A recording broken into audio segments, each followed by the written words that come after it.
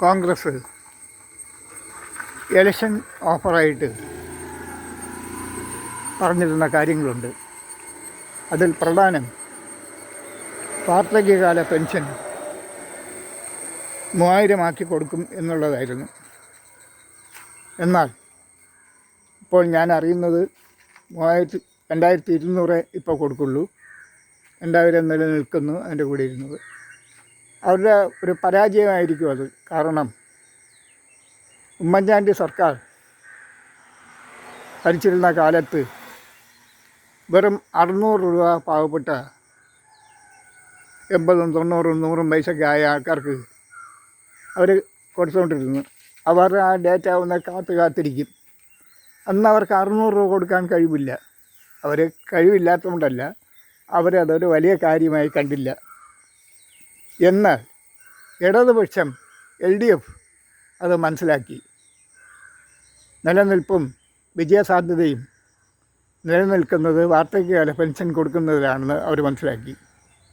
അവരെന്ത് ചെയ്തു? അവരത് കുറേശ്ശെ കൂട്ടി 2000 കൊണ്ട് പറ്റിച്ചു. ഒടുവിൽ ലാസ്റ്റിൽ അവരൊരു പറ്റിപ്പ് നടത്തി. 2500 കൊടുക്കാമെന്നും പറഞ്ഞുകൊണ്ട് 5 വർഷം മുമ്പ് നടന്ന ഇലക്ഷനിൽ അവർ കയറിപ്പറ്റി. ജനം കരുതിയിരുന്നത് കയറിയാൽ ഉടൻ കൊടുക്കുമെന്നാണ്. കട്ടമെന്ന് പറഞ്ഞിരുന്നതെങ്കിൽ തന്നെ ഒരു വാക്കങ്ങനെ ഉച്ചരിച്ചിരുന്നു.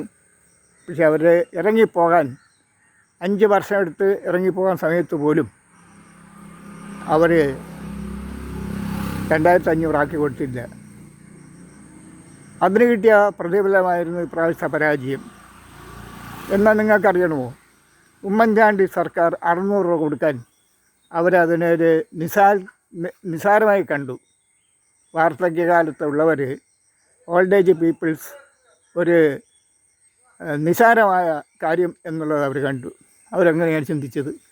അവർക്കെന്ത് പറ്റി? 10 വർഷം കൈയും കാലും ഇട്ടടിച്ചിട്ട് അവർക്ക് കയറാൻ പറ്റിയില്ല.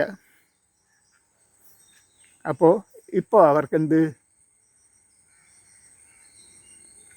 അവർ ഇലക്ഷന് ഡിമാൻഡുകൾ വെച്ചു, 3000 ആക്കി കൊടുക്കാമെന്ന്. അങ്ങനെയാണ് ഇപ്രാവശ്യം അവരെ ജയിപ്പിച്ചു വിട്ടത്. എല്ലാവരും കരുതിയിരിക്കുന്നത്, വയസ്സായ ആൾക്കാരെല്ലാം കരുതിയിരിക്കുന്നത് 3000 രൂപ ഇപ്പോൾ കിട്ടും. അവരെന്തോ ഓൾഡ് ഏജ്